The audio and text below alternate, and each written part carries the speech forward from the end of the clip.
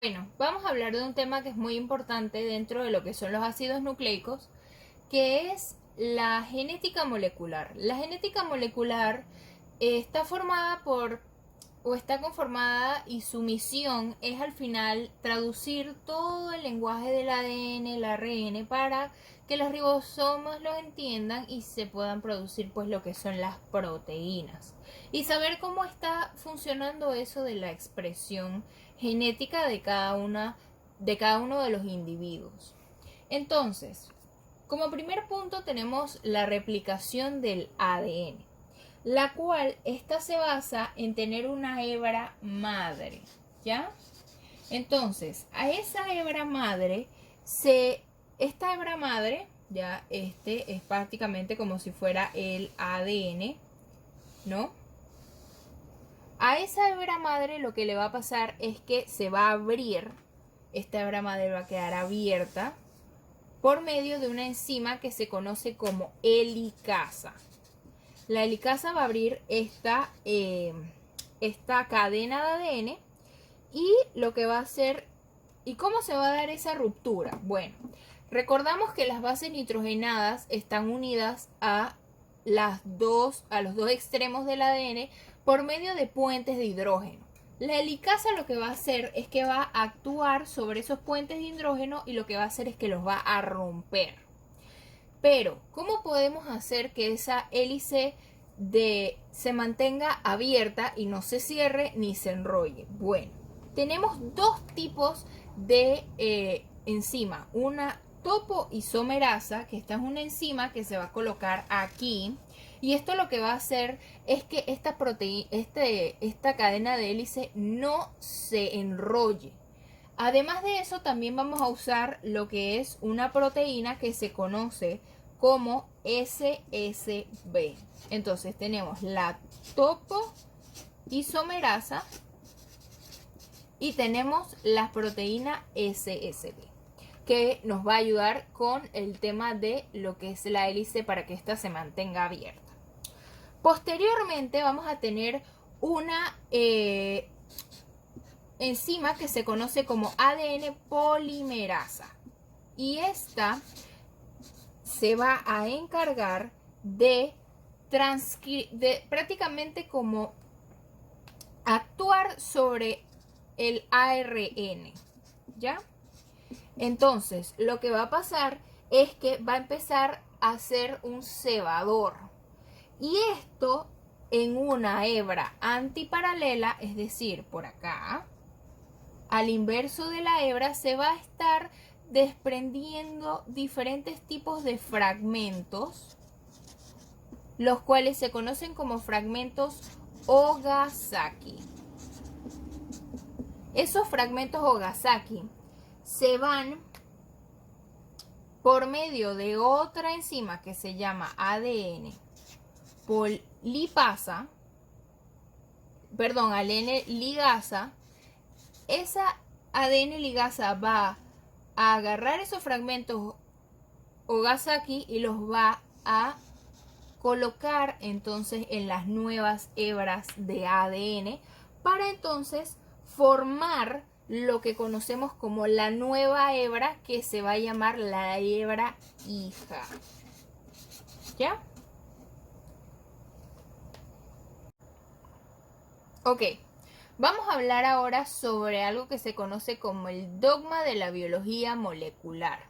¿Y qué es esto? Bueno, esto nos está explicando lo que vimos anteriormente, porque vimos lo de la replicación del ADN de una manera más específica, cómo ocurre, pero después ocurren otros dos fenómenos y la formación de proteínas, y eso no lo vimos. Entonces aquí lo vamos a explicar. Ok, primero yo tengo una hebra madre. Sabemos que esa hebra madre está conformada por diferentes bases nitrogenadas. Estas son las bases nitrogenadas, ¿ya? Esta es una expresión genética. Esas bases nitrogenadas en la replicación del ADN vimos que van a ser transformadas en una hebra hija, que es esta que se encuentra aquí, ¿ya? De manera mecánica, lo que se hace es transformar de tiamina a adenina de guanina a citosina y así posteriormente, pero para el ADN. Luego viene un fenómeno que se conoce como transcripción. ¿Y qué es la transcripción? Es pasar de esa cadena de ADN a un lenguaje ARN. Y esto se realiza por medio del ARN mensajero. Entonces, ¿qué ocurre? Tenemos que pasar esta hebra hija que vemos aquí, tenemos que pasarla al lenguaje ARN. Pero la tiamina no está en lenguaje ARN, sino que está... la tiamina no está en lenguaje ARN, sino que está en lenguaje ADN. Por lo tanto, debemos cambiar esa tiamina a lo que sería un uracilo. ¿Ok? Entonces, en el caso de la adenina en el caso de ADN cambia a tiamina. ¿Ya? Pero nosotros no podemos poner tiamina en el ARN porque esta no codifica a ARN. Entonces, lo que vamos a comenzar a colocar es traslocar esa base nitrogenada a un uracilo. Y así es como logramos realizar lo que es la transcripción, que es cambiar esa hebra del ADN hacia lo que es el ARN. Posteriormente a eso, vamos a tener lo que se llaman codones. Esto es un codón. Un codón es una formación de 3 bases nitrogenadas, ¿ya? Entonces, cada uno de estos se conforma entonces lo que es un codón. Y esos codones nos vamos a ir a un lenguaje universal de lo que es la expresión genética, en el que vamos a encontrar una tabla que es el lenguaje universal. Esta va a estar anexada en su curso y esta tabla lo que va a hacer es que nos va a indicar exactamente a qué codifica ese codón que nosotros tenemos allí. Entonces, por lo menos, la manera de usar esa tabla es, tenemos que la primera letra es una U. Entonces nos vamos a su primera fase y buscamos la letra U. Vemos que la segunda letra es la G. Nos vamos a la segunda base y buscamos la letra G. Y luego nos vamos a la tercera base y buscamos otra letra G. Y codificamos el codón, que en este caso sería el triptófano. Entonces, colocamos para nuestro codón en aminoácido y nuestra cadena lineal tenemos que la primera proteína que tenemos en la cadena es el triptófano. Y así sucesivamente, con fenilalanina, y así sucesivamente, ¿no? Entonces, luego de eso vamos a tener algo que se conoce como anticodón. Este es el codón, este es el anticodón. Y el anticodón es el ARN transferencia. Y ese ARN transferencia es lo que nosotros conocemos como el anticodón. Entonces, es pasar nuevamente ese ARN mensajero a lo que es otra, diríamos como otra transcripción, pero hacia el ARN de transferencia. Y vemos aquí entonces todas las fases. Por lo menos aquí tenemos lo que es la replicación. Aquí tenemos la transcripción. Y aquí tenemos lo que se conoce como la traducción, que es pasar del ARN mensajero a lo que es la traducción hacia la proteína. ¿Ya? Entonces, también es importante destacar que se debe definir cuáles son las terminaciones de cada codón. En este caso tenemos UAA, la UAG y la UGA. Es decir, todas estas, al momento de terminar lo que es su codón, debemos tener estas diferentes terminaciones. Y esas terminaciones nos van a indicar que ya esa cadena lineal de lo que fue el ARN se acabó. Y eso lo vamos a ver también en lo que es el código universal, este que está acá abajo y que yo les voy a anexar en lo que es el curso. Ustedes van a ver que hay varios tipos de letras que al momento de buscarlas van a decir stop.